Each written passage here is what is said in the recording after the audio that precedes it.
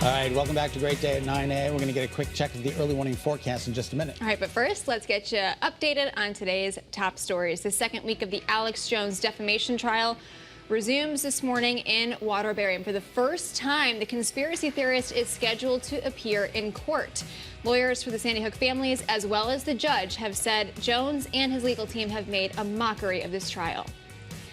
This is some great news. A very special homecoming at the Farmington Police Department. Officer James O'Donnell, you can see him here on your screen, who was nearly killed in the line of duty last year, is now back to work this morning.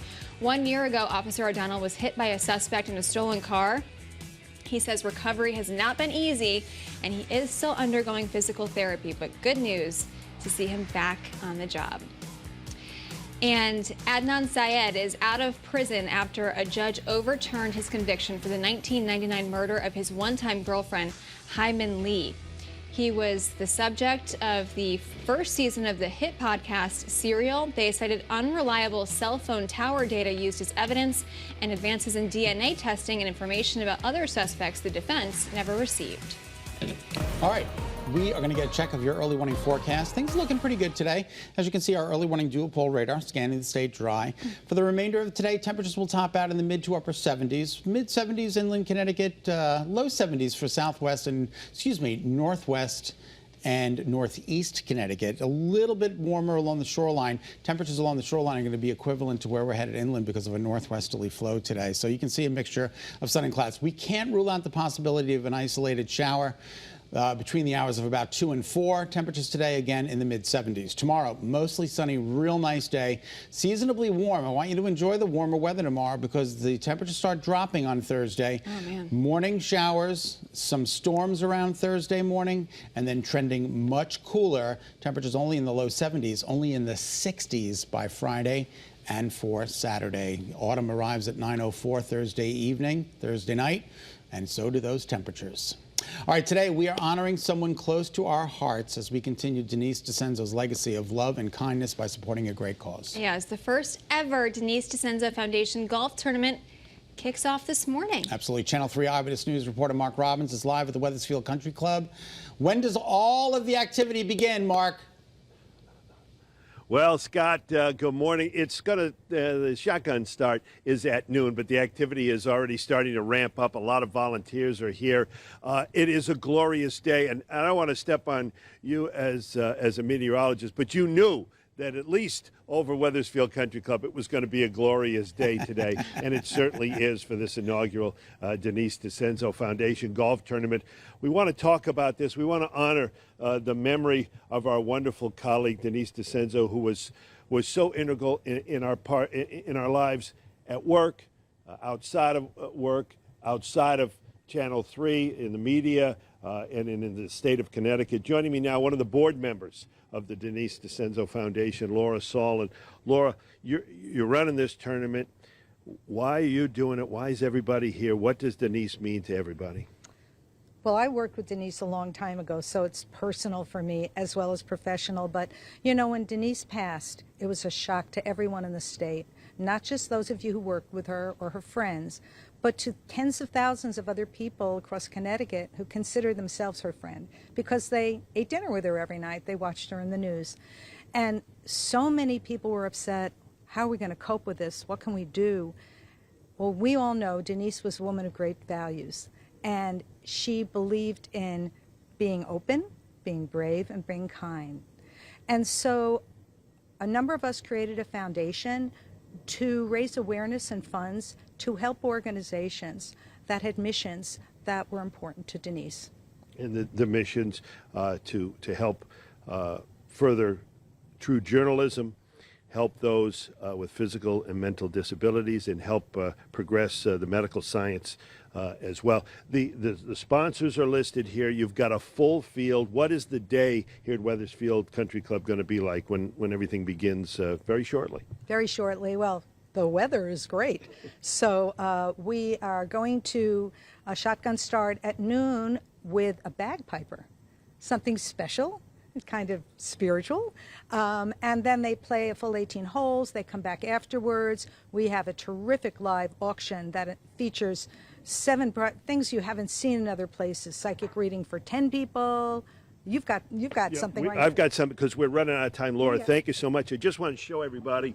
Now, the public cannot come to this, unfortunately, but those that are participating, this is a basketball signed by Larry Bird and Bill Russell. How rare, how valuable is this basketball? Part of the charity auction that will be here later on today. And, of course, we'll be here at noon and throughout the day to provide coverage. Reporting live in Wethersfield, I'm Mark Robbins, Channel 3 Eyewitness News. Great job, Mark. Give Laura Saul a kiss for me. She's doing awesome work. We love her. I will. All right, thank you, Mark. What an item, too, to auction off. Good to see you, Laura. All right, if you're putting a house on the market or looking to buy, there are certain things to look out for to make sure your property is safe. Yes, our great day at 9A Realtor, Alexa Caballo-Hughes, took me through some of the biggest concerns. Check it out. Hey everyone, happy Tuesday. We have our expert realtor, Alexa Caballo-Hughes, with us. We are in a home this morning because can't talk about real estate without actually being in a house sometimes. Thanks so much for joining us. Thanks for having us on location. So, Realtor Safety Month. That's right. September Realtor Safety Month. But we're talking about consumer safety when it comes to real estate. So, you've got some tips for everybody to make sure that they're protecting themselves, right? That's right. So what are some of those things that people can be mindful of? Perfect. So this is a wonderful topic because anytime someone lists their home, of course you want to get the most exposure for your home possible, but with that, we want to also mitigate risk, right? So that being said, when your home is listed, anytime that they're going to be viewing the home, they should be going with as a qualified individual with their realtor. But at the end of the day, we need to make sure that the home is as staged as possible, and that goes beyond just maximizing floor space and wall space. That goes to kind of protecting your identity. So for example, anything that has like personal mail, anything that has your personal information, we want to just remove that from the home. So like that mail with your address, your name, all that kind of information. Absolutely, any bills, things like that. Put them in the drawer. Put them in a drawer or, put them away, right? Yeah. Because guess what? Sometimes people look in drawers.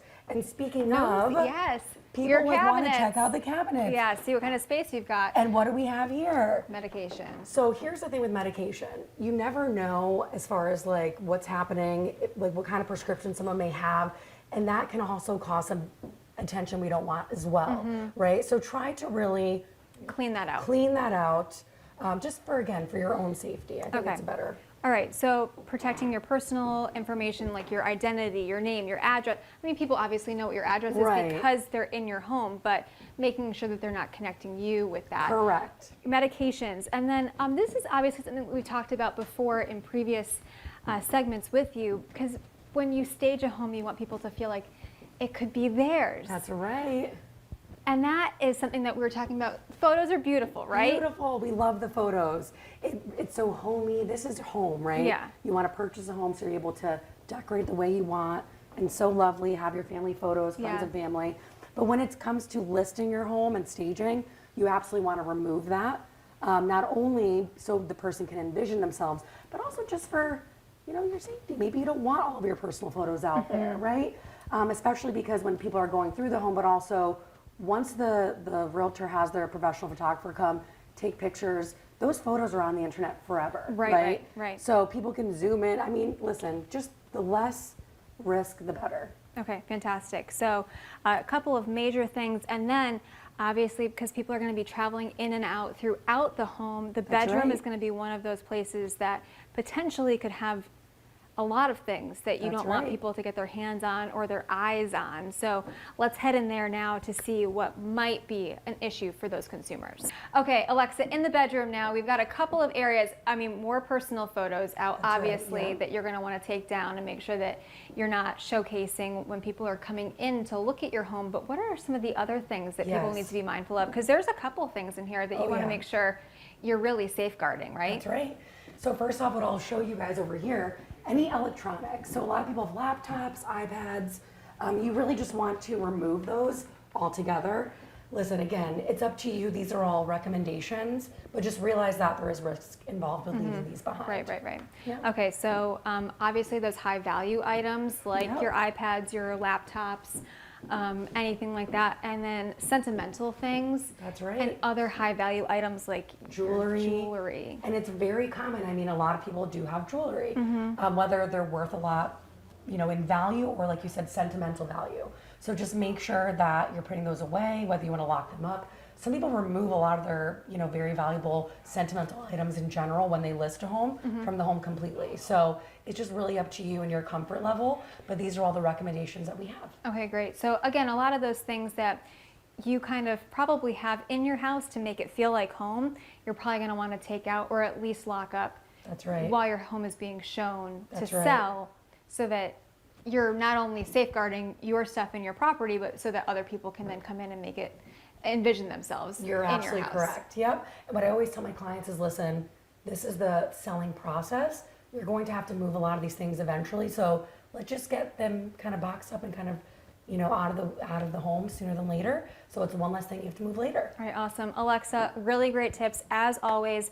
If you're looking for more information on real estate, give our girl a shout and we'll obviously have you back next week. We can't wait. Can't wait. Thanks so much. Alexa. Never thought about the prescriptions. Right? Incredible. What a great idea to Yeah. hide those things. All right, still to come.